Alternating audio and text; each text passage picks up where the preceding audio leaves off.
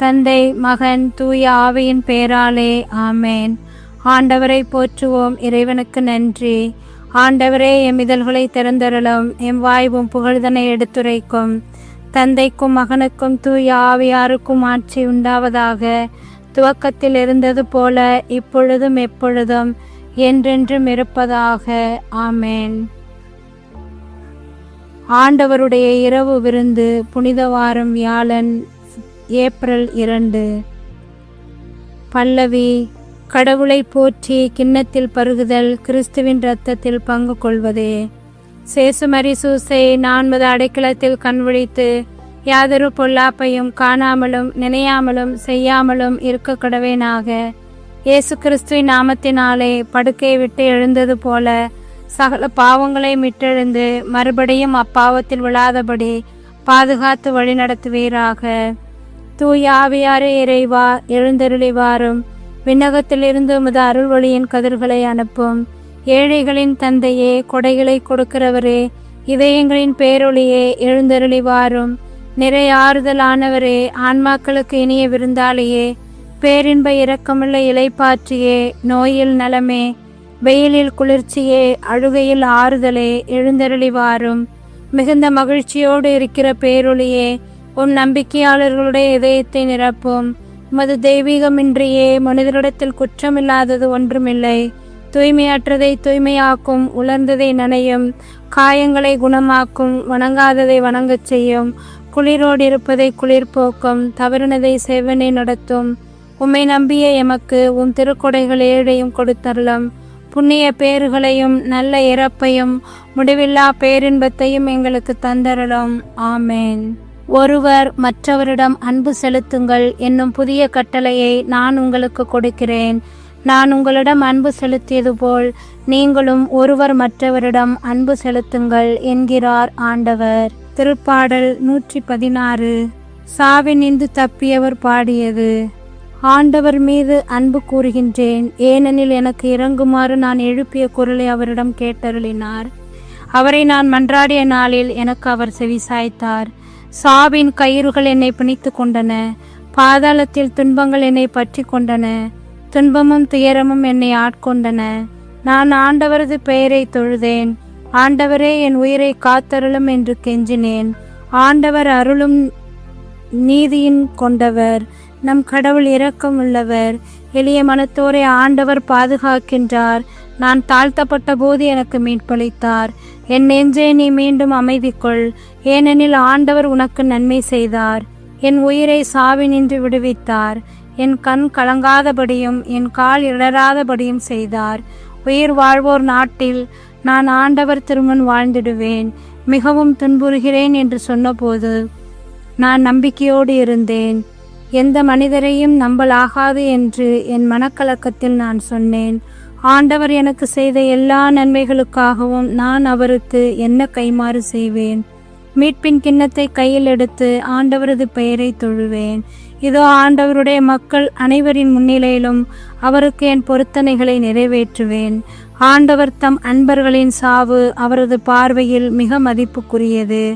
ஆண்டவரே, நான் உண்மையாகவே உம் ஊழியன், நானும் பணியாள், உம் அடியாளின் மகன். என் கட்டுகளை நீர் அவிழ்த்து விட்டீர். நான் உமக்கு நன்றி பெலு செலுத்துவேன். ஆண்டவராகிய உம் பெயரை தொழுவேன். இப்பொழுதே உம் மக்கள் அனைவர் முன்னிலையில் ஆண்டவரே, உமக்கு என் பொருத்தனைகளை நிறைவேற்றுவேன். உமது இல்லத்தின் முற்றங்களில் எருசலேமின் நடுவில் ஆண்டவரே, உமக்கு என் பொருத்தனைகளை நிறைவேற்றுவேன். தந்தைக்கும் மகனுக்கும் தூய ஆவியாருக்கும் ஆட்சி உண்டாவதாக. துவக்கத்தில் இருந்தது போல இப்பொழுதும் எப்பொழுதும் என்றென்றும் இருப்பதாக. ஆமேன். தூய யோவான் எழுதிய பரிசுத்த நற்செய்தியிலிருந்து வாசகம். பிரிவு 13. இறை சொற்றொடர்கள் 1-15 முடிய. இன்றைய நற்செய்தியில் நாம் வாசிப்போம் என்றால், இயேசு கடைசி உணவின் போது சொன்ன வார்த்தைகள் தம் திருவுடலையும் திருரத்தத்தையும் நமக்கு பரிசாக உணவாக தந்ததை வெளிப்படுத்துகின்றது. ஆண்டவரின் உணவு மகத்துவமும் மாண்பும் புனிதமும் துயரமும் அழுகையும் என பலவிதமான உணர்வுகளை உள்ளடக்கியது.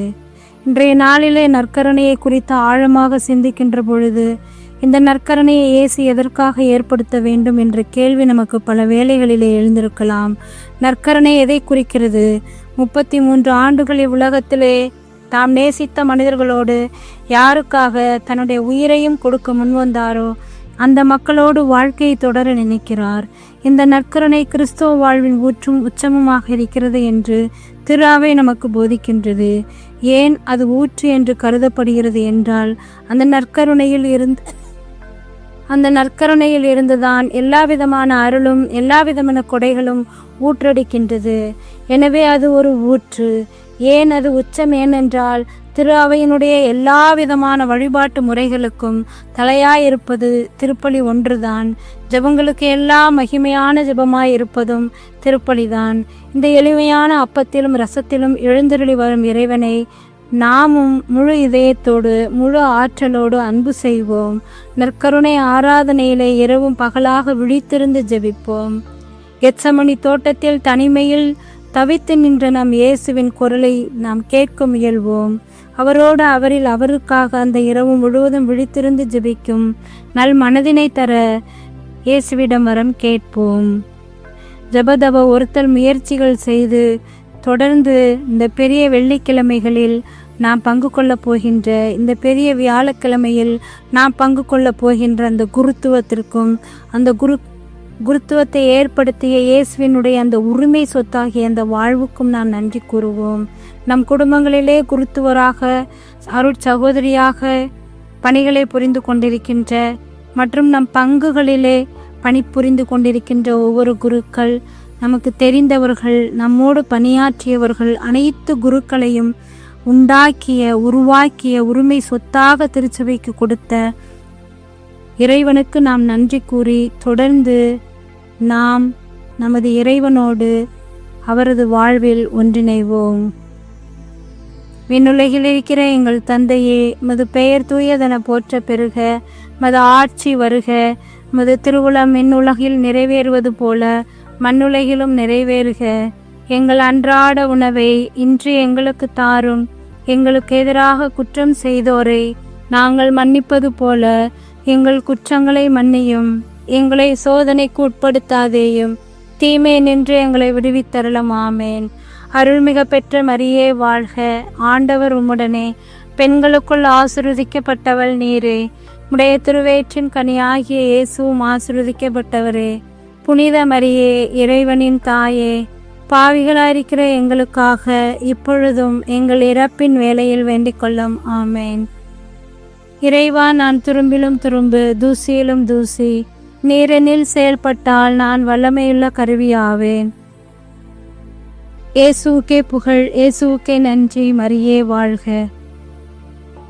இயேசுவின் திருவுடலும் திரு இரத்தமும் எமக்கு ஜெயம். மரியே வாழ்க. அனைவருக்கும் காலை வணக்கம். இந்த நாள் இனிய நாளாய் அமைய அனைவரும் ஜெபிப்போம். குறிப்பாக குருக்கள் ஒவ்வொருவரிடமும் ஆசிரை பெற்று அவர்கள் வாழ்வுக்கு நாம் துணை கொடுப்போம் என்பதில் உறுதி கொள்வோம். தந்தை, மகன், தூய ஆவியின் பெயராலே ஆமேன்.